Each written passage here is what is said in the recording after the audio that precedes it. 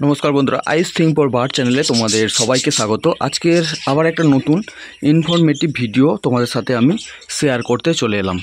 আজকের যে টপিকটা নিয়ে তোমাদের সঙ্গে আমি আলোচনা করব সেটা হচ্ছে কি সিঙ্গেল কেজ ব্রিডিং কিভাবে করতে হবে এবং সিঙ্গেল কেজ ব্রিডিং থেকে কিভাবে তোমরা বেশি বাচ্চা পেতে পারবে। ঠিক আছে, তো আজকের এই ভিডিওটা খুবই ইনফরমেটিভ হতে চলেছে, তো আশা করব তোমরা ভিডিওটা পুরো দেখবে।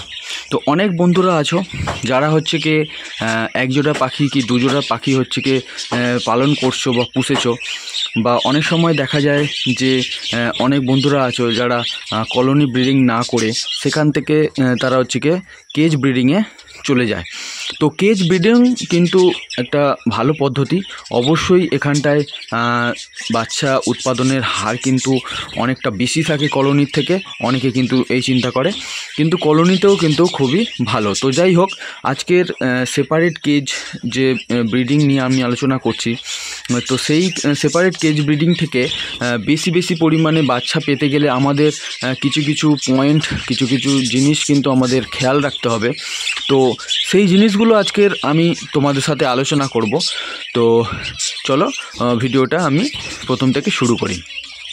তো প্রথমেই বলি, আমাদের সিঙ্গেল কেজ ব্রিডিং করতে গেলে কিন্তু সবথেকে মোস্ট যে প্রথম জিনিসটা খেয়াল রাখতে হবে সেটা হচ্ছে কি পাখির মেল ফিমেল। তো পাখি মেল ফিমেল ব্যাপারটা কনফার্ম না করলে কিন্তু সিঙ্গেল কেজ ব্রিডিংয়ে তোমরা কিন্তু ভালো মানে ব্রিডিং পাবে না। তো এই কথাটা কেন বললাম, কথাটা হচ্ছে কি দেখো, প্রথমেই একটা কথা বলি যে আমরা যেহেতু কলোনিতে অনেক সময় কি হয়, কলোনিতে পাখি করলে আমরা যখন বাচ্চা পাখি নিয়ে আসি বা তখন সেমি অ্যাডাল্ট পাখি নিয়ে আসি, অনেক সময় অনেক রকম প্রবলেম হয়ে যায় যে পাখি মেল ফিমেল আছে কি না সেটা আমরা কনফার্ম বুঝতে পারি না। তো সেক্ষেত্রে আমরা হয়তো কলোনিতে ছেড়ে দিলাম 10 জোড়া পাখি। তো 10 জোড়া পাখির মধ্যে হয়তো দেখা যাচ্ছে 10টা মেয়ে এবং 10টা ছেলে। তো সেই জায়গায় 6টা মেয়ে এবং তোমার বাদবাকি সব ছেলে পাখি হয়ে গেছে। তো এক্ষেত্রে কি হয়, এক্ষেত্রে তোমার সেখানটায় অন্যান্য যে পাখিগুলো আছে মেল ফিমেল একসাথে আছে, তার কারণে তারা ব্রিডিংটা করে কারণ তারা নিজেদের মধ্যে হচ্ছে কি জোড়া নেবার একটা সুযোগ থাকে, সেই কারণে তারা মেটিং করে এবং ব্রিডিংও করে। কিন্তু সেপারেট কেজে তারা কিন্তু আলাদাভাবে অন্য কোথাও যেতে পারছে না। তো আমার এই খাঁচায় দেখো একটা জোড়াই আছে। তো এখানটায় আমি যদি দুটোই মেল পাখি ভুলবশত আমি দিয়ে ফেলি, তাহলে তারা কিন্তু কখনো ব্রিড করবে না, বা দুটো ফিমেল পাখি যদি আমরা দিয়ে ফেলি তারাও ব্রিড করবে না। তো সেক্ষেত্রে আমাদের কিন্তু এই সিঙ্গেল কেজ ব্রিডিংয়ের সবথেকে বড় জিনিস যে আমাদের ছেলে এবং মেয়ে পাখি কনফার্ম কিন্তু আমাদের দিতে হবে, তবেই কিন্তু আমরা এখান থেকে ব্রিডিংটা কিন্তু আশা করতে পারবো।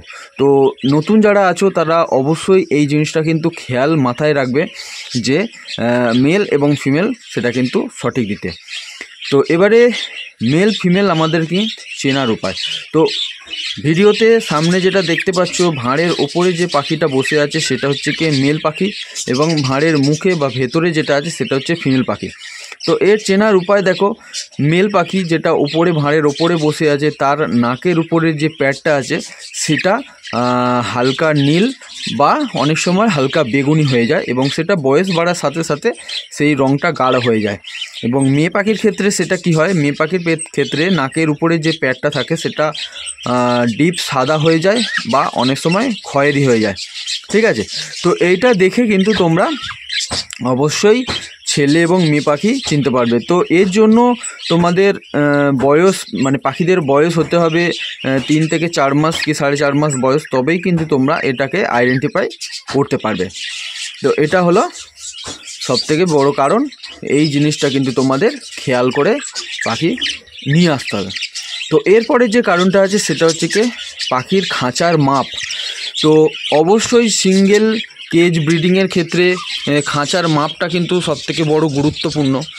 তো খাঁচার মাপ যদি ঠিকঠাক না হয় তো পাখি কিন্তু ব্রিডিং ভালো করবে না বা ব্রিডিং করবেই না অনেক সময়।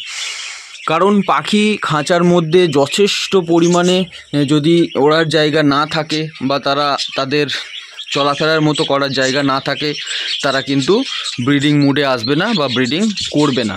তো এই ক্ষেত্রে সিঙ্গেল কেজ ব্রিডিংয়ের জন্য একজোড়া পাখির জন্য অবশ্যই যে মাপটা ন্যূনতম দেয়া দরকার সেটা হচ্ছে কি, এই যে খাঁচা আছে এর হাইট 1.5 ফুট হতে হবে এবং চওড়াটা 1.5 ফুট হতে হবে এবং লম্বাটা 2 ফুট।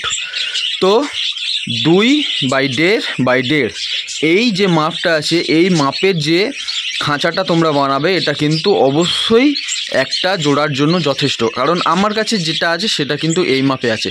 এক্ষেত্রে সুবিধে কি, ভিতরে যদি আমি একটা ভাঁড়ও দেই, ভাঁড় দেওয়ার পরে আমার কিন্তু যথেষ্ট জায়গা থাকবে পাখিটা কিন্তু ফ্লাই করা বা ওড়ার জন্য।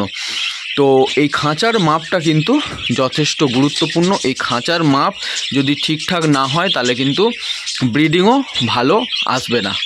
তো এরপরে যে ব্যাপারটা হচ্ছে সেটা হচ্ছে কি পাখির খাবার দাবার কিন্তু ঠিকঠাকভাবে মেনটেন করে দিতে হবে। কারণ সেপারেট কেজ এর মধ্যে আমরা একদম যে খাবারটাই দেব সেই খাবারটাই কিন্তু ওরা খাবে, এর বেশি কিন্তু ওরা কিছু খেতে পারবে না, যেহেতু তোমরা দেখতে পাচ্ছ এটা জালের মধ্যে।